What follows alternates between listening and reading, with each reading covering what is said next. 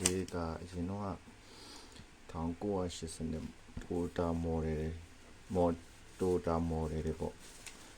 အဲ့ကတော့ဒီလိုအင်တာနက်ခက်မရှိသေးတော့ကျွန်တော်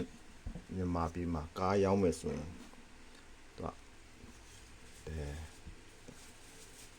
တို့ကားရောင်းမယ်ဆိုရင်ဒီလိုလေးကားပုံလေးတွေပါလာဒီကားပင်လေးပြရတယ်ပင်လေးဒါဒီလိုကားလာလေးပဲဖလင်လေးအဲ့ဒါဆိုရင်ကိုဒီလိုလေးလုပ်ကြည့်လိုက်ဒီလိုဆိုအယောင်ပြောင်းဒါအယောင်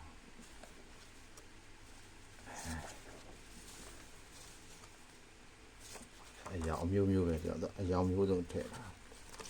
ကာလာလည်းအများကြီးပဲကာလာလေး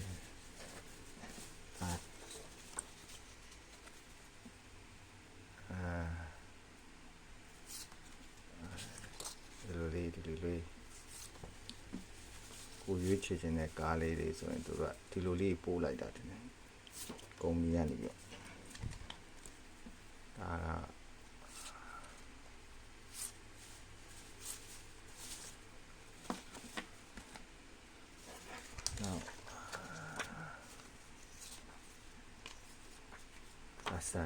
စနေတင်တာလေးရ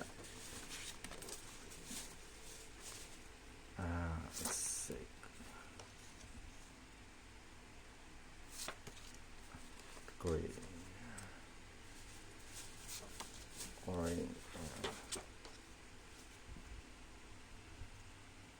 ဖလင်ပြားလေးနဲ့ဝယ်အရင်ခက်ကတော့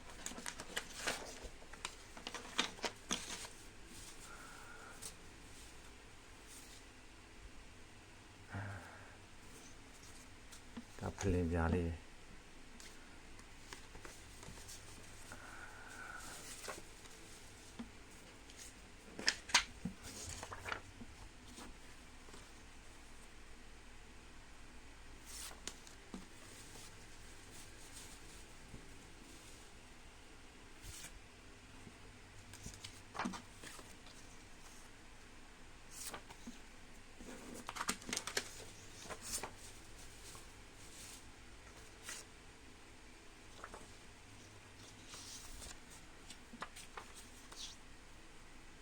ရင်ခက်ကကားဝယ်ပုံကားဝယ်လေးတွေပေါ့အင်တာနက်တွေမရှိခင်ကပေါ့1980နှစ်